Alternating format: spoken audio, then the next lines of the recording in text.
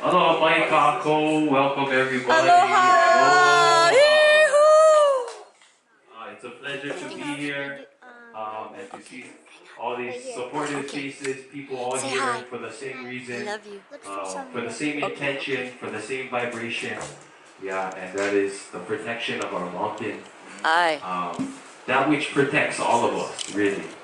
And I think maybe the biggest lesson, and I'll spare you all the details for now and just get to the main lesson that I learned on the mountain last year.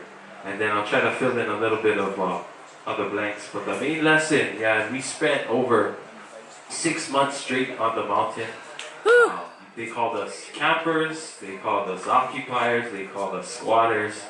But we were just Hawaiians returning to our piko, yeah, our connection, our aina, yeah, that relationship with the environment.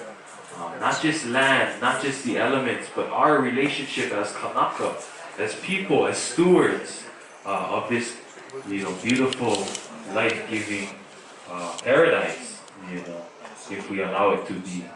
And so the biggest lesson that I had over the course of 6 months, over the course of the last few years, yeah, is that with all those people who came to the mountain, yeah, the first time when we stood and we were arrested, yeah, back in April of last year, there was only about 100 people there. But the second time we stood, there was over 800 people there, right? And then, so the next time we stand, we're looking at what, 400? What's the half life? What's the ratio where 1,000 is what I'm shooting for, right? yeah. Couple thousand, right?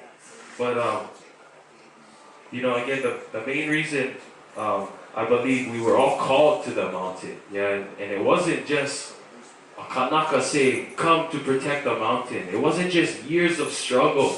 Yeah, it wasn't just our kupunas who fought for years to limit the damage, the desecration, yeah, the imprint, the footprint, yeah, whatever you want to call it, the science, right? But not just years of fighting and battling and making incremental wins, but still ultimately having to share our mountain, our piko, our connection, our sacred place, right, with 13 other monstrous structures, right? When really there isn't a place there, a sacred place, a safe place for our rocks, for our ancestors, for our bones. Yeah, so when you think of the years of this relationship, the generations, and then this year, the last few years being called, yeah, somebody making the call, come, now's the time, we have to stand.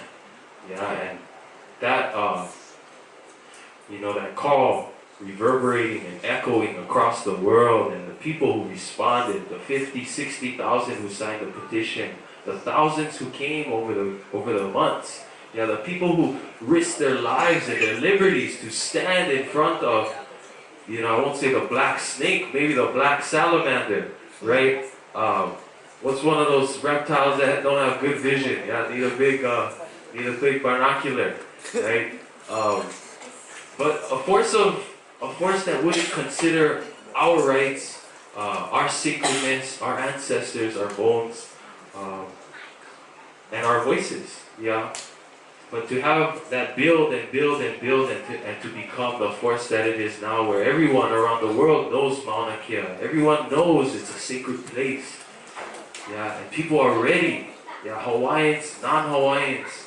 Yeah, Kanaka Oiwi, Kanaka E, Kanaka Hapa, all Kanaka of this world.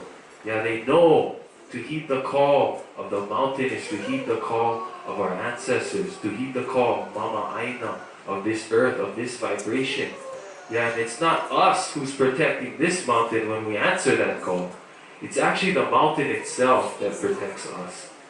And that is the biggest lesson I had. Yeah, this mountain protects all of us. It called us there so we'd wake up and realize that. And so, since the day that I was called, right, it hasn't got less clear. It hasn't got caught up in the controversies of Kanaka, yeah, of man. When you go up to the top of the mountain, when you go up to the summit area, yeah, that's our piko. traditionally you wouldn't go to the top of the summit. Why? Because it's sacred. Because that's where our ancestors belong. That's where our kupuna and our kua dwell. That's where our aumakua dwell. So we tread lightly, we go softly to the uplands. But when we have to go to protect the mountain, as we did, and feel that connection, and feel the eha, the hurt, feel the aloha that radiates still, that feeds us still. Even though we got a white makapia sometimes, we gotta stop drinking dirty water in our day-to-day. It's still there, it's still pumping and feeding us and charging us as kanaka. And so the moment I went there, it's gotten just more and more clear. The PBK of Kanaka, we leave them down in the Val Kanaka. Right now we're in Val Kanaka. Where man dwells now. Where the people dwell. There's a lot of problems where the people dwell, right? And a lot of times we end up projecting those pilikia, those problems back at each other. We mirror them. And it's just a vicious cycle in the Val Kanaka. But when we go to Vauakua, when we go to the place, the realm of the gods, where we go, where things are sacred, where we know and where we believe, we leave those pilikia behind. We leave those pilikia behind, and then we get to connect and feel that piko, feel that mana, feel that aloha from the source, the true source. And all the layers, all the facades start to slip away. When you feel that, when you're there, when you know, and when you're in that alignment, with our akua and with our kupuna, the pilikia of Kanaka, they start to fade away. The facade, just clears away. And of course, we have to return to Val Kanaka to do our work, to do our passions, to live, to survive. To have positive effects on other Kanaka, but the source is always there, and so we have to respect that. We have to appreciate that. And I know I didn't get into too many specifics about what has happened over 46 years of astronomy, sharing our mountain, or 50 years, or whatever have you, over 13 telescopes. Countless burials, countless sacred sites. Compromised, destroyed, desecrated, and the kupuna who fought, the kupuna who fought from day one. It wasn't as loud back then. We didn't have social media, we didn't have Facebook Live. We just had live and direct. And our voices and our mana and our connections. And today we stand on the shoulders of our ancestors, who stand on the bones of their ancestors. And that's really what we're protecting, that connection. All the way up, all the way down. Connected as one, as Kanaka, as Aina. That's what Aina is. It's a connection with man and the environment. There's no separation. Separation is our own doing and undoing. That's the pilikia we leave in the Val Kanaka, if we can. When we go there, when we go to our sacred places to recharge, to give back, to say thank you, to reconnect, to remember. That's where the truth happens. That's where the real happens, right? And so what I believe the last few years, it's just been, the light has been shining on the right places now. The world can see what's really going on. The corruption in government is being exposed. Years and years of fighting, not just for the TNT, but for the outrigger telescopes before that, and another project before that. And TNT isn't going to be the only project. There's going to be another one right behind it, and another, right? That's the same broken promise that we've dealt with for generations. So we have the kuleana, we have the responsibility now to say no more.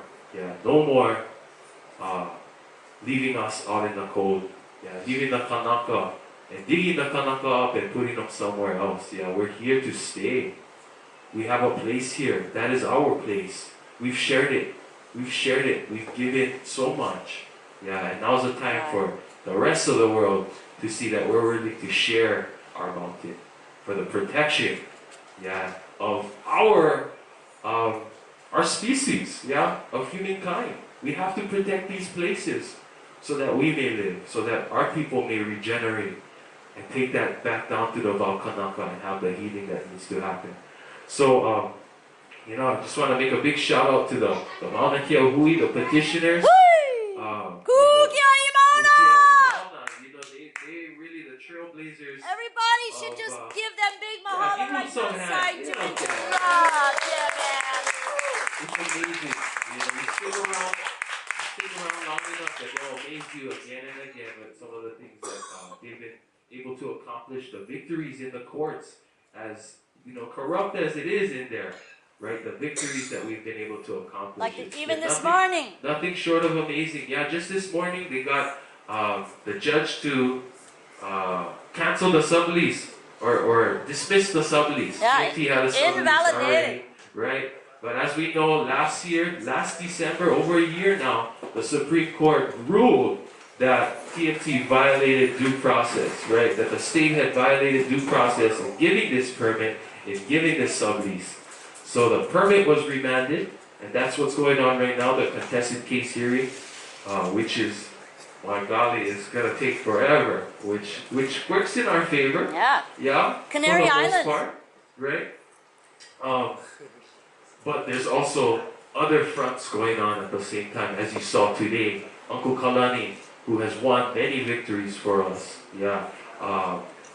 took that up with the Native Hawaiian Legal Corp, yes. And so the sublease is canceled, so that means no permit, no sublease. Contested case is going on now for the permit. That's going to take at least a few years. We'll see what happens with the sublease now. It's going to have to go through the process, to the DLNR,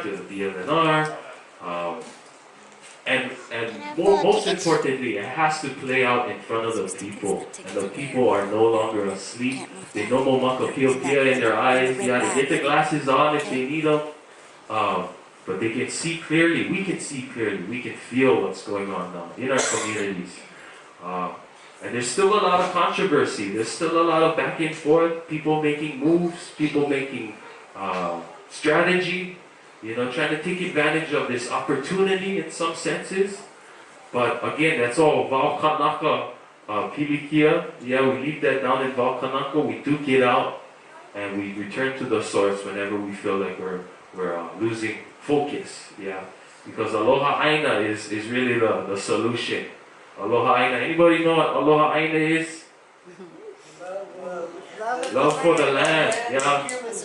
Total Right, connection. exactly. Aina, right? Man and environment. Yeah, so that loving that connection. Yeah. Kanaka and his country. Hawaiian patriotism. That's where it comes from. It comes from before there was a colonial history that we were a part of and that we, you know, may have succeeded at for a little while. It comes from before then, yeah. Patriotism is the love that you have for your soil, for your environment, and the connection that you've had for generations. Thousands of generations for some people, yeah. But not just here in Hawaii, wherever you are around the world. Yeah, Aloha Aina is that patriotism to that place. You understand your kuleana. You understand your mo'okuauhau, your genealogy that connects you to the stories, to the resources, and to the people, and to the gods, and the aumakuas, yeah, who came before us. However shape or manifestation they might come at us. And so, you know, right now it's a really good time. A lot of positive things happening again. And we just stay in that light, stay in that positivity. Holomua, there's a lot of other problems going on in the world today. And we cannot neglect those problems in our efforts to champion what is right, what is truthful, what we feel we are passionate about as well. Yeah, we're all in this together, all of these different issues. So when we go to the top of the mountain, yeah, we look down at all these other issues as well. So it's our kuleana to share that with the rest of the world. Yeah, it's really just the tip of the iceberg, yeah, up there. A very, very sacred, beautiful source of a tip. But there's a whole other, you know, the rest of the glacier is underneath there. And proud to be here to share with you all. I have a couple raps that I can share a little bit more. I Yeah. can take questions if anyone has questions about the cases, about our stand on the mountain. I know I didn't get into too many specifics, so I can clear anything up, share anything. But if not, I got a couple raps for you guys. Aloha and the raps. Just get back to the heart, right? Yeah. Enough kamagilio mahalo nui to you all. Thank you all for being here. Thank you all for caring and loving. And aloha aina, guys, forever. That's our solution. Mahalo nui. Mahalo so much for you. I just want to say one thing. I have some extraordinary performers coming up off the grid who's going to provide a soundscape for your incredible Mana'o. If you guys have not had the treat of his rap, you're in for a treat. It's very, very wonderful. So, but I also want to say while they're setting up, why don't we just give a really warm round of applause to this gentleman right here. He was right here.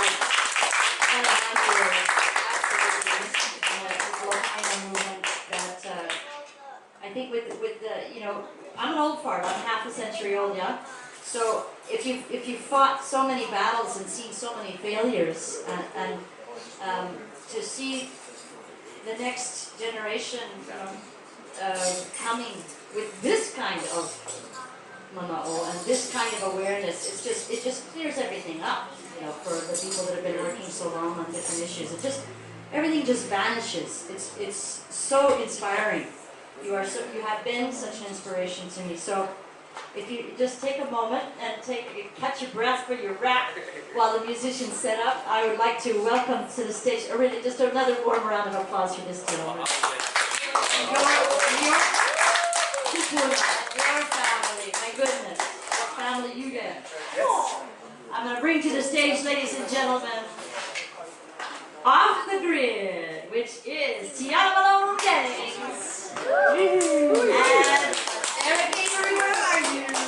And who else is going to be with you? Just you and him? And Hawk is going to join you?